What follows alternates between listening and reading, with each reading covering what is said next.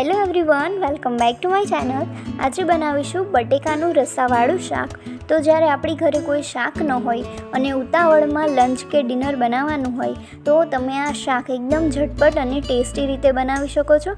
જો તમે આ શાક આ રીતે બનાવશો તો એકદમ ટેસ્ટી અને એકદમ પરફેક્ટ રસાવાળું બનશે, જેને તમે ખીચડી સાથે પણ ખાઈ શકો છો। રોટલી નહીં બનાવો તો પણ આ શાક ખવાઈ જશે। તો ચાલો રેસીપી શરૂ કરીએ। તો એના માટે આપણે બટેકા લઈશું અને તેની મેં છાલ નથી ઉતારી, જો તમારે ઉતારી હોય તો ઉતારી નાખવાની અને આ રીતે નાના નાના ટુકડામાં કટ કરી દેવાના।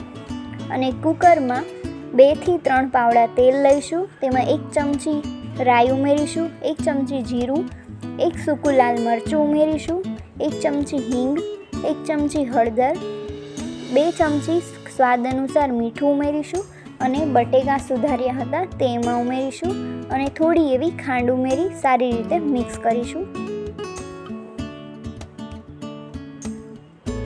હવે તેમાં 2 ચમચી લાલ મરચું પાવડર અને 2 ચમચી ધાણા જીરું પાવડર ઉમેરીશું અને તેને ઢાંકીને 1 થી 2 મિનિટ માટે એમ જ ચડવા દેશું।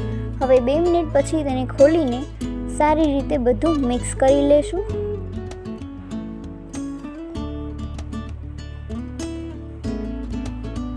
આ રીતે સારી રીતે મિક્સ થઈ જાય એટલે એમાં થોડુંક એવું પાણી ઉમેરી દઈશું। તો આમાં તમારે જેટલો રસો કરવો હોય એટલું પાણી ઉમેરવાનું અને કુકરને બંધ કરીને તેના 3 સીટી થાય ત્યાં સુધી તેને ચડવા દઈશું।